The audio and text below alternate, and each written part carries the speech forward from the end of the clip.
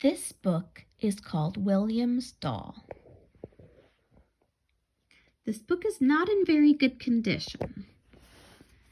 It's originally from 1972, although this copy is, I believe, from the 80s. But it's just not in the best shape right now. Here is the picture. William wanted a doll. He wanted to hug it and cradle it in his arms.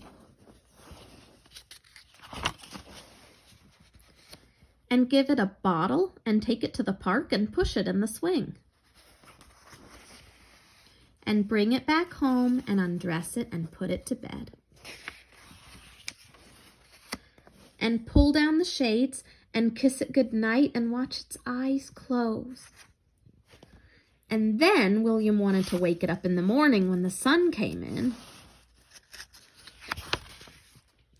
and start all over again, just as though he were its father and it were his child.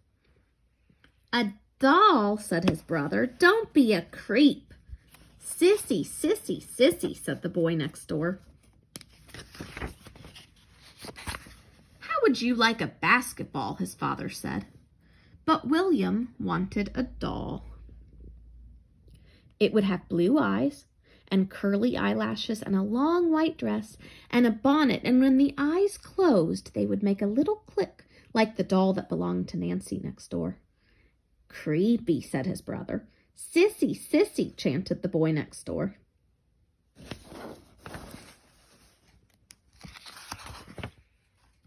And his father brought home a smooth, round basketball and climbed up a ladder and attached a net to the garage and showed William how to jump as he threw the ball so that it went through the net and bounced down again into his arms.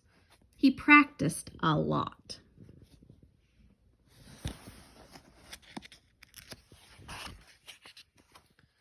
And got good at it. But it had nothing to do with the doll. William still wanted one.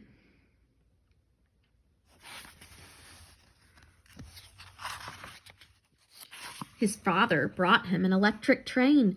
They set it up on the floor and made an 8 out of the tracks and brought in twigs from outside and set them in clay so they looked like trees.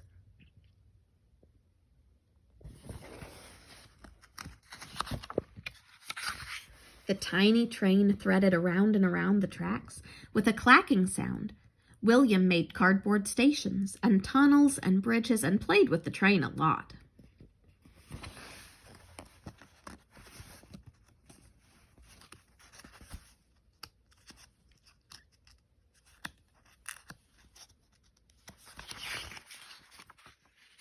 But he didn't stop wanting a doll to hug and cradle and take to the park.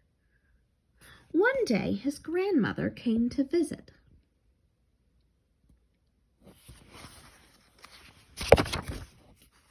William showed her how he could throw the ball through the net attached to the garage outside. He showed her the electric train clacking along the tracks, through the tunnel, over the bridge, around the curve, until it came to a stop in front of the station William had made.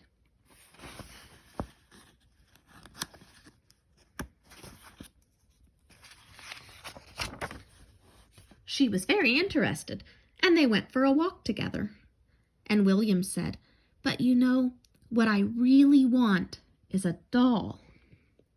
"Wonderful," said his grandmother.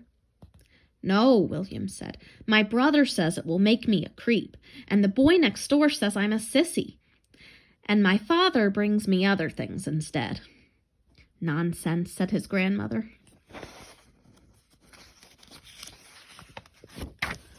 She went to the store and chose a baby doll with curly eyelashes and a long white dress and a bonnet.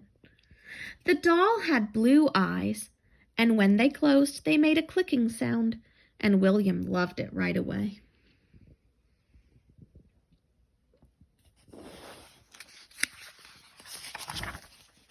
But his father was upset. "He's a boy," he said to William's grandmother. "He has a basketball and an electric train and a workbench to build things with. Why does he need a doll?" William's grandmother smiled. "He needs it," she said, "to hug and to cradle and to take to the park, so that when he's a father like you, he'll know how to take care of his baby and feed him and love him and bring him the things he wants, like a doll, so that he can practice being a father."